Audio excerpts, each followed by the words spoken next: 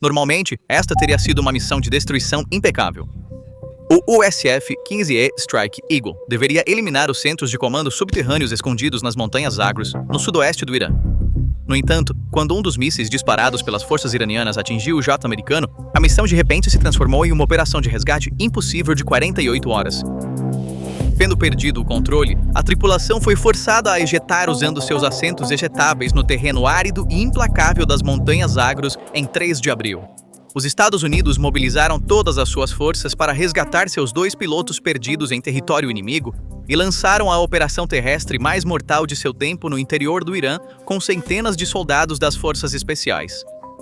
Esta ousada operação de resgate exigiu que os comandos americanos da Força Delta e SEAL avançassem da costa para o interior das montanhas acidentadas do Irã, uma distância de exatamente 300 milhas.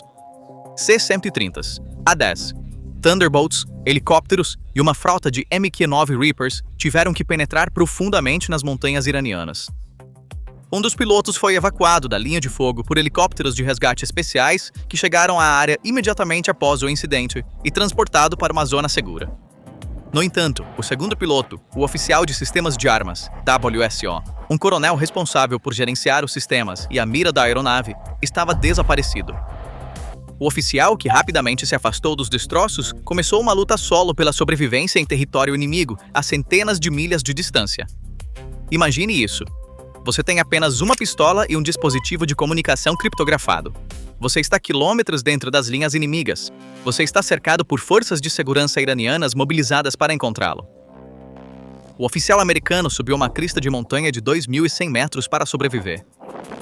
Washington ativou o protocolo Sandy, de busca e resgate em resposta a este desenvolvimento. A operação envolveu, entre outros recursos, equipes de operações especiais dos EWA, helicópteros HH-60G Pave Hawk e MH-6 Little Bird, caças F-35 e veículos aéreos não tripulados MQ-9 Reaper. No entanto, os vales profundos e os picos irregulares das montanhas Zagros cegaram os radares de longo alcance, enquanto forneciam às milícias locais um cenário perfeito para emboscadas. Os vales tornavam invisível qualquer coisa além de 500 metros. Esta desvantagem geográfica transformou as etapas iniciais da operação de resgate em um pesadelo. Nesse exato momento, o regime de Teherã lançou uma caçada no valor de $60 mil para capturar o oficial americano vivo e garantir uma enorme moeda de troca para uso diplomático. Esse chamado levou milhares de civis, membros tribais e milicianos, sitiados a invadirem as montanhas sob a bandeira do regime. Os vales de Zagros de repente se transformaram em uma enorme caçada humana, invadidos por multidões caóticas e grupos armados. No entanto, a realidade nas montanhas se desenrolou de maneira muito diferente da propaganda na cidade. Forças americanas no ar formaram um escudo protetor agressivo para impedir que multidões civis e militares se aproximassem do oficial. Uma aeronave A-10, Thunderbolt II, enviada para a área para apoiar a missão de resgate, estava tentando interceptar comboios iranianos com manobras perigosas em baixa altitude. A intervenção de curto alcance da aeronave, suprimindo alvos com seu canhão Avenger de 30 mm, também envolveu risco significativo. Um míssil guiado por infravermelho disparado de baterias Manpads, de fabricação chinesa, escondidas no fundo do vale, destruiu o motor turbofan direito do A-10. Graças à proteção proporcionada pela armadura de titânio, o piloto conseguiu manter a aeronave no ar e dirigir-se para a base, enquanto, ao mesmo tempo, um helicóptero HH-160A, pertencente ao esquadrão de resgate, foi alvo de intenso fogo antiaéreo ZU-23 e sofreu danos graves. Essas pesadas perdas no ar, combinadas com o aumento das tensões e a estratégia de mobilização civil de Teherã, elevaram a intensidade da operação ao seu auge. Milhares de pessoas levadas para as montanhas com a crença de que conhecemos estas terras, vamos encontrá-lo, estavam, na realidade, perseguindo um fantasma digital. No entanto, o dispositivo CSL, localizador de sobrevivente e evasor de combate, no oficial, transmitiu dados criptografados diretamente via satélites em vez de frequências de rádio tradicionais. Graças à tecnologia de salto de frequência, este sistema apareceu no radar inimigo como nada mais do que ruído de fundo sem sentido. Enquanto o exército iraniano vasculhava os vales com dispositivos de rastreamento de sinal de geração antiga, o oficial americano conseguiu cobrir aproximadamente 8 quilômetros em 24 horas e alcançar um pico de 2.100 metros de altura. Quando a localização do oficial foi identificada, a administração de Washington percebeu que um resgate aéreo não era mais viável e mudou a natureza da operação. uma decisão foi tomada para infiltrar por terra. Unidades de elite compostas por Delta Force e equipe SEAL passaram por multidões civis e formações militares, penetrando aproximadamente 300 milhas no território iraniano. Durante esta operação de infiltração, o escudo de proteção aérea efetivamente se transformou em um mecanismo de execução. Bombardeiros estratégicos. B-1 e veículos aéreos não tripulados, MQ-9. Reaper neutralizaram o pessoal militar iraniano que tentava se aproximar do oficial a menos de 3 km com ataques de precisão.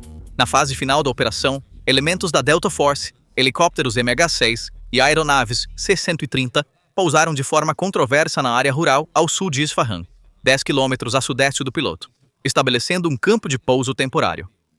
Os helicópteros MH-6 Little Bird pegaram o oficial da colina acidentada onde ele estava escondido e o levaram diretamente para essa base temporária. Embora esta evacuação, que ocorreu sem um único tiro disparado, parecesse indicar que o plano tinha corrido sem problemas, a verdadeira crise eclodiu durante a fase de transporte. 2 enormes aviões C-130. Hércules enviados para evacuar o pessoal e o oficial resgatado da área ficaram presos no solo na pista temporária. Quando o trem de pouso dianteiro da aeronave afundou na lama pesada, centenas de soldados das forças especiais enfrentaram o perigo de ficarem presos atrás das linhas inimigas. A decisão tomada pelo escalão de comando em questão de segundos revelou a face implacável da doutrina militar americana. Para evitar que segredos tecnológicos e sistemas avançados caíssem nas mãos iranianas, foi ordenado que os 2 aviões de carga, avaliados em milhões de dólares, fossem destruídos no local. Enquanto todo o pessoal foi evacuado em segurança, usando aeronaves mais leves, a FSOC-8, enviadas urgentemente para a área, os destroços americanos em chamas destruídos por explosivos foram deixados para trás. Embora as forças iranianas tenham circulado imagens desses destroços em chamas como se fossem suas próprias conquistas, tentando criar uma falsa ilusão de vitória, a realidade era que um Estado massivo falhou em deter um punhado de comandos bem do seu próprio coração. Esta situação se transformou em um grande fiasco geopolítico que erodiu a autoridade do regime e abalou profundamente a confiança da população civil no Estado. À medida que a fumaça no solo lentamente se dissipa, torna-se evidente que o quadro emergente vai muito além de uma simples missão de busca e resgate. Esta operação intensa de 48 horas nas montanhas Zagros transcende os limites de uma única missão, obrigando-nos a revisitar os dilemas econômicos, logísticos e doutrinários da guerra moderna. Embora o Pentágono possa parecer ter alcançado um sucesso tático ao extrair seu próprio pessoal militar de trás das linhas inimigas, um exame mais atento do mapa estratégico revela claramente que o conceito de superioridade aérea dos Estados Unidos encontrou uma resistência assimétrica séria. As aeronaves sacrificadas para trazer o pessoal de volta levantam questões sobre os custos colossais das operações militares modernas. Esta situação pode servir como um laboratório crítico para entender como a percepção de invencibilidade tecnológica entra em choque com desafios práticos no terreno. A arquitetura de defesa aérea do Irã parece ser baseada em um sistema de grade em larga escala, projetado para transformar sua vasta geografia em uma vantagem. A enorme área terrestre do país, de aproximadamente 1.600.000 km², é dividida em milhares de células, cada uma com uma média de 13 por 13 km de tamanho. Sistemas MANPAD relativamente baratos, mais eficazes, posicionados no centro dessas células, criam um perfil de risco significativo para aeronaves de baixa altitude, enfatizando assim a defesa diária. Quando aviões de guerra americanos descem até o fundo dos vales para evitar a detecção por radares de longo alcance ou para atacar abrigos sensíveis em terrenos montanhosos, eles estão efetivamente entrando nessa rede invisível assimétrica. Esta realidade demonstra que, não importa quão superior seja a tecnologia de radar ou de voo, os riscos impostos pela geografia e por armas assimétricas não podem ser facilmente eliminados. Os cálculos de custo e a dinâmica da guerra de atrito levantam questões marcantes sobre a sustentabilidade a longo prazo das operações de penetração profunda.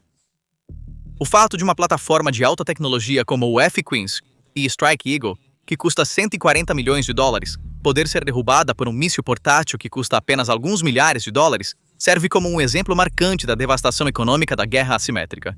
Mesmo em missões de alta altitude baseadas em um cenário onde o risco de ser abatido é de apenas 1%, o custo das milhares de surtidas necessárias para paralisar a infraestrutura militar e civil de um grande país pode atingir níveis extremamente altos. Considerando que há cerca de 20 milhões de edifícios e centenas de milhares de instalações de infraestrutura em todo o Irã, os desafios logísticos e financeiros da ideia de subjugar o país através do poder aéreo tornam-se mais claros. Os graves danos sofridos pelo A-10 Thunderbolt, a destruição de 2 aeronaves de transporte C-130 em uma missão de resgate e os destroços do F-15 que caiu nas montanhas destacam a profunda pressão financeira que uma única operação de resgate militar impõe ao orçamento. Este cenário aponta para uma situação que põe em questão o desdobramento seguro de bombardeiros estratégicos muito mais caros, como o B-2 ou o B-52, no espaço aéreo iraniano. Talvez as repercussões mais amplas e severas deste incidente se desenrolem no tabuleiro diplomático através de uma rede de procuradores. O regime de Teherã há muito se posiciona como um ator que ganhou força em todo o Oriente Médio através de grupos como os Houthis, Hezbollah e várias milícias xiitas, alegando fornecer a esses grupos um guarda-chuva de segurança. No entanto, esta crise está abrindo um debate sobre os limites e a credibilidade desse guarda-chuva de segurança. Grupos armados operando em Beirute, Sanaa ou Bagdá devem estar observando de perto esta cena. O regime lutou para capturar sistematicamente até mesmo um único soldado estrangeiro que caiu nas áreas rurais de Isfahan, quilômetros dentro de suas próprias fronteiras.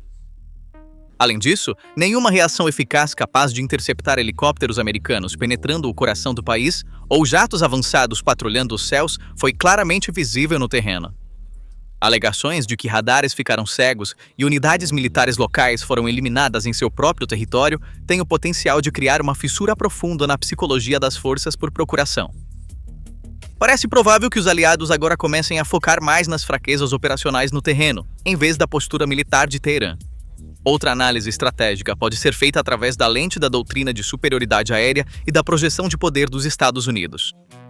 O presidente dos Estados Unidos, Donald Trump, em uma mensagem compartilhada com o mundo através da plataforma Truth Social após a operação, declarou: "Nós o pegamos", transformando assim a situação no terreno em uma mensagem política.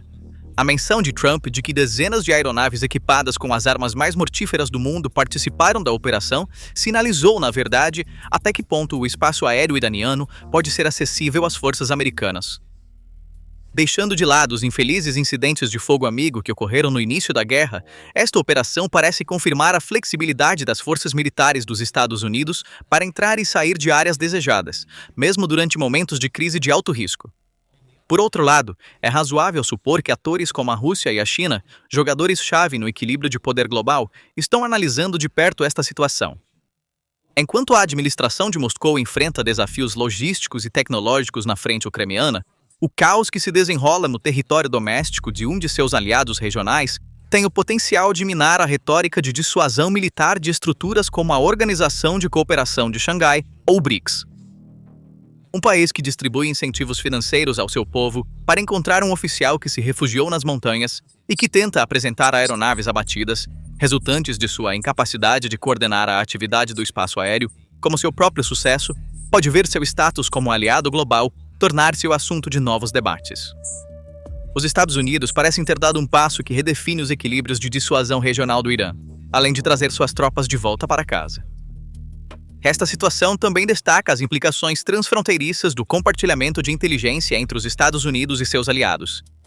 As operações de guerra eletrônica e campanhas de desinformação da CIA na região, combinadas com comunicações baseadas em satélites, criaram interrupções nos mecanismos de comando e controle do Irã.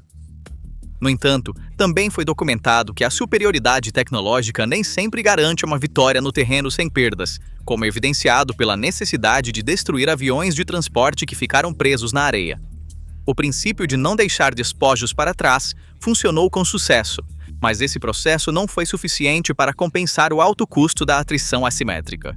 À medida que a fumaça se dissipa nos vales das montanhas Zagros, pode-se dizer que permanece um quadro complexo, que necessita de uma reavaliação das estratégias militares. Embora as declarações do presidente Trump após a operação possam ter trazido um senso de alívio ao público americano, as análises nas salas de guerra parecem apontar para um futuro muito mais árduo. Podemos ter entrado em uma nova era estratégica, onde os custos assimétricos estão pressionando ambos os lados e as fronteiras estão se tornando ainda mais difusas. A matemática do sucesso militar agora será avaliada não apenas pela munição empregada no campo de batalha, mas também pelos riscos econômicos e de prestígio assumidos. Quais são seus pensamentos sobre este tópico? Por favor, compartilhe suas opiniões nos comentários. Para se manter informado sobre as análises exclusivas da PPR Global, inscreva-se no nosso canal e não se esqueça de ativar as notificações. Obrigado por nos escolher.